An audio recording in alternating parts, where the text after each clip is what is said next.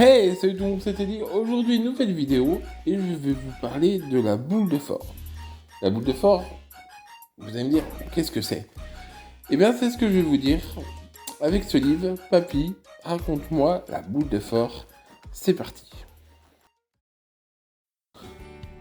Dis papy, me demande un jour Pierre, mon petit-fils. Qu'est-ce que c'est le panneau sur l'autoroute à Angers où il est écrit boule de Thor?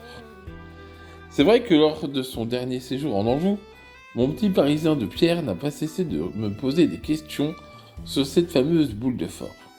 Ainsi, à l'usage de tous les papiers mamies, mais aussi des visiteurs de l'Anjou, j'ai essayé de grouper toutes les questions de Pierre et d'y apporter des réponses qui permettraient de donner envie de découvrir cette tradition. Dis papy, qu'est-ce que c'est la boule de Thor? La boule de Thor, tu vois, est un jeu ancien qui est pratiqué en Anjou. Tu connais la pétanque? Eh bien, les règles de base de la boule de Thor sont presque les mêmes.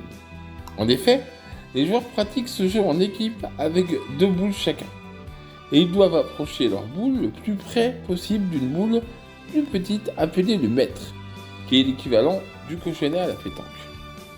Les origines de ce jeu remonteraient aux Plantagenets, qui ont régné sur une grande partie de l'Anjou et essentiellement sur le Saumurois, secteur où, avec le Baugeois, tout proche, la boule de Thor est traditionnellement implantée. On trouve une mention écrite faisant état du jeu de boules vers 1655-1660 sur Angers, puis vers 1700. Oui papy, mais quelle drôle de forme elle a la boule? C'est vrai qu'elle a une drôle de forme.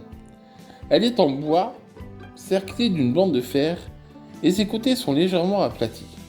De plus, une de ses faces est légèrement creuse, alors que l'autre est bombée.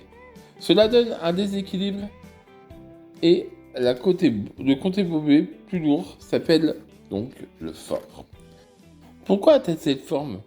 Cette forme est ancienne. Avant de devenir la boule que tu as vue à la maison, qui est en bois et fer, les plus vieilles boules de Thor que l'on connaît depuis 150 ans et sur le secteur du Vieux Bourget étaient entièrement en bois, beaucoup plus grosses, de 25 à 30 cm de diamètre, et pesaient 6 à 7 kg. Il est curieux de remarquer qu'une des faces était déjà aplatie. On donne 3 explications sur la forme de cette boule. La première viendrait du fait que les anciens forçats, ayant construit les levées de la Loire, utilisaient leurs boulets pour jouer dans le sable.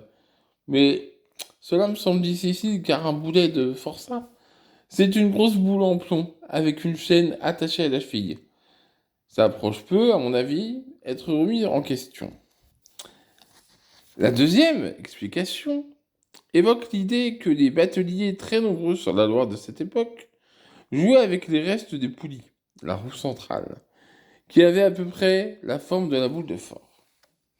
Enfin, la dernière explication vient d'un métier ancien qui se pratiquait beaucoup sur les bords de la Loire à l'époque. Il y avait de nombreux moulins à vent en Anjou. Et certains auraient été équipés de roulements à huile pour permettre à la tête du moulin de pivoter. Les billes étaient en fait de grosses boules en pierre, et à force de servir, elles s'usaient sur une face et devenaient alors inutilisables. Et donc, mises au rébut, elles auraient ensuite été récupérées par les bateliers et peut-être les forçats pour jouer dans le sable, et la forme de base serait restée celle que l'on connaît pour devenir la boule actuelle. Cependant, cette explication très séduisante me semble malheureusement pas très convaincante.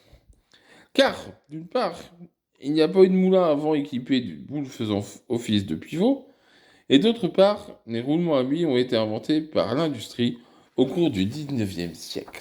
Le mystère reste donc entier. Les premières boules auraient été ferrées par un dénommé Pinot, forgeron dans la commune de Mazet, et par un certain Richard, artisan à Angers, vers 1865. C'est à cette époque que l'on trouve des premières traces écrites de règlements de challenge, interdisant de jouer avec des boules ferrées. Alors, pourquoi elles sont ferrées? Et c'est sur cette question que je vous laisse pour la première vidéo. sur la boule de force. Alors, je suis un peu malade, j'ai un peu bégayé, mal lu comme d'habitude, et j'aimerais vous parler d'une chaîne que je gère depuis peu de temps, qui a un abonné, c'est-à-dire moi. C'est une chaîne dont je fais des montages pour une amie qui s'appelle TJJD.